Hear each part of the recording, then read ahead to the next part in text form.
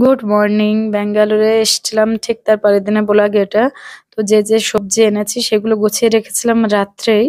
আর এই যে সকালবেলা যা আজকে রান্না হবে সেগুলো নিয়ে নেওয়া হয়েছে। এখানে আছে ব্যাগে কিছু ফল আর ধনেপাতা এইসব এগুলো এখানে এসেই কিনে নেওয়া হয়েছে।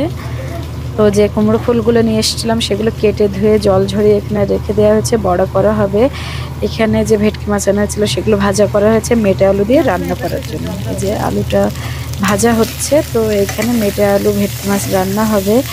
তো তোমাদের সাথে শেয়ার করব কি আজকে দুপুরে রান্না হচ্ছে সেইগুলো। এই যে দেখো এখানে আছে ভাত আর কুমড়ো ফুলের বড়া হয়ে গিয়েছে, সেটা করে নেওয়া হয়েছে। এইখানে আছে পালং শাক, বিভিন্ন রকমের সবজি মিশিয়ে কাঁকড়া চিংড়ি দিয়ে পালং শাকের ঘন্ট করা হয়েছে। আর তাছাড়া যে আমি মেটে আলু আর ভেটকি মাছটা দেখাচ্ছিলাম সেইটা রান্না করে এখানে রাখা হয়েছে। ফ্রিজ থেকে বের করে নিয়েছি, মিষ্টি আনা হয়েছিল সন্দেশ সেইগুলো। তো এগুলো বের করে নিয়েছি, এটা ছিল রাত্রের অংশ। এখানে রুটি করে নেওয়া হয়েছিল, আর ছিল মসুর ডাল, তার মধ্যে একটা আলু ছোট ছোট করে কেটে দেওয়া হয়েছে। ছিল সেই যে দুপুরে কুমড়ো ফুলের বড়া এইগুলো। আর যেটা ছিল যে খেজুরের গুড়টা আনা হয়েছে সেটাই। তো ব্যাস এটাই ছিল আজকের ব্লগ।